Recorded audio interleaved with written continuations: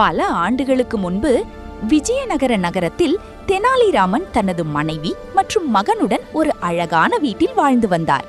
அவரது அறிவும் நகைச்சுவையும் நாடு முழுவதும் பிரபலமாக இருந்தது. ஆனால் அதே காரணத்திற்காக சிலர் அவரை பொறாமையுடனும் பார்த்தனர். ஒரு நாள் மாலை நகரத்தின் ஓரத்தில் வசித்து வந்த ஒரு திருடன் தேநீர் கடையில் சிலர் பேசுவதை கேட்டான். தெனாலிராமன் அரசரின் நெருங்கிய நண்பர். அவரிடம் நிறைய தங்க நகைகளும் பரிசுகளும் இருக்கும் என்று அவர்கள் பேசிக் கொண்டிருந்தனர். அதை கேட்ட திருடனின் கண்கள் பிரகாசித்தன.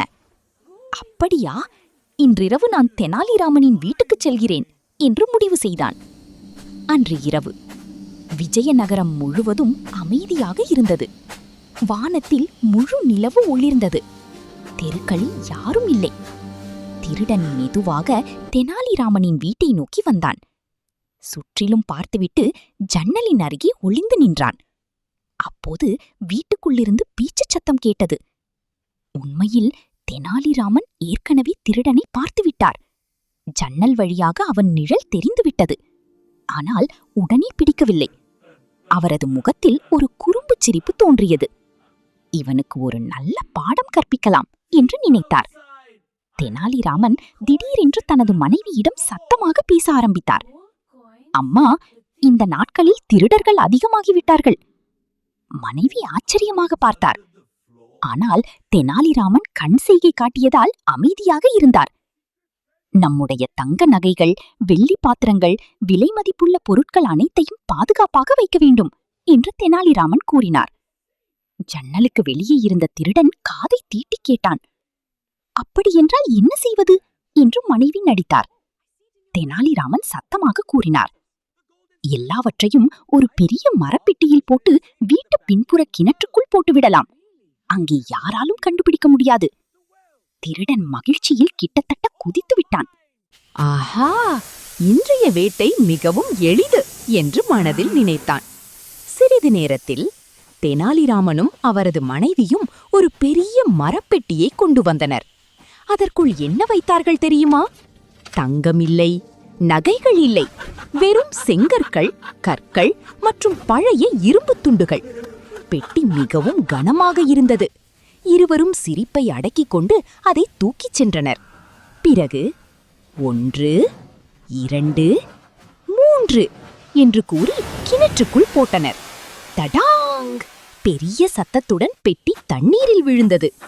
திருடன் அதை பார்த்து மகிழ்ச்சியில் கைகளை தேய்த்து கொண்டான். சிறிது நேரத்தில் வீட்டில் விளக்குகள் அணைந்தன. அனைவரும் தூங்கிவிட்டார்கள் என்று திருடன் நினைத்தான். உடனே கிணற்றின் அருகே சென்றான். ஆனால் ஒரு பிரச்சனை இருந்தது. பெட்டி மிகவும் ஆழத்தில் இருந்தது. கிணற்றில் நிறைய தண்ணீர் இருந்தது. முதலில் தண்ணீரை வெளியேற்ற வேண்டும் என்று முடிவு செய்தான். அவன் ஒரு வாளியை எடுத்தான். தண்ணீரை இறைத்து வெளியே ஊற்ற ஆரம்பித்தான். 1 வாளி, 2 வாளி, 10 வாளி, 50 வாளி, 100 வாளி. இரவு முழுவதும் வேலை செய்தான். வியர்வை ஆறாக ஓடியது. கைகள் வலித்தன, முதுகு வலித்தது. ஆனால் பேராசை அவனை நிறுத்தவில்லை. இதற்கிடையில் கிணற்றிலிருந்து வெளியேற்றப்பட்ட தண்ணீர் எல்லாம் தெனாலிராமனின் தோட்டத்திற்குள் பாய்ந்தது.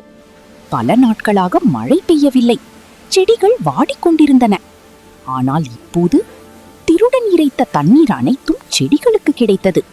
ரோஜாக்கள் புத்துணர்ச்சி பெற்றன. மல்லிகைகள் மலர்ந்தன. காய்கறி செடிகள் நிமிர்ந்து நின்றன. அதிகாலை நேரம் வந்தது. பறவைகள் பாட ஆரம்பித்தன. சூரியன் மெதுவாக உதித்தான். திருடன் மிகவும் சோர்வடைந்து தரையில் உட்கார்ந்தான். கண்கள் சிவந்து போயிருந்தன. கைகள் நடுங்கின. அப்போதுதான் தெனாலிராமன் வீட்டிலிருந்து வெளியே வந்தார். அவர் தோட்டத்தை பார்த்தார். அனைத்து செடிகளும் பசுமையாக இருந்தன. தெனாலிராமன் மகிழ்ச்சியுடன் கைகளை தட்டினார். அருமை, அருமை என்று சொன்னார். திருடன் குழப்பமடைந்தான். என்ன அருமை என்று கேட்டான். தெனாலிராமன் சிரித்தார்.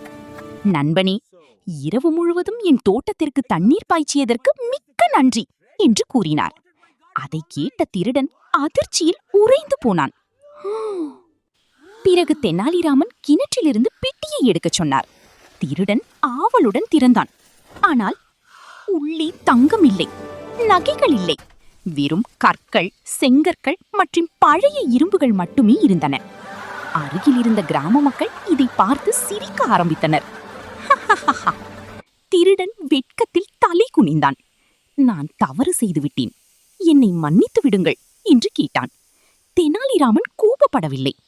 திருடுவது எளிது, ஆனால் நேர்மையாக உழைத்து வாழ்வதில்தான் உண்மையான பெருமை இருக்கிறது என்று கூறினார். திருடன் தனது தவறை உணர்ந்தான். அதன் பிறகு திருடுவதை விட்டுவிட்டு உழைத்து வாழ ஆரம்பித்தான். அன்று முதல் விஜயநகரத்தில் அனைவரும் தெனாலிராமனின் அறிவையும் நகைச்சுவையையும் இன்னும் அதிகமாக பாராட்டினர். தெனாலிராமனும் தனது பசுமையான தோட்டத்தை பார்த்து சிரித்துக் கொண்டே இருந்தார். ஏனெனில் அவருக்கு இலவசமாக ஒரு முழு இரவு தோட்டக்காரர் கிடைத்திருந்தார்.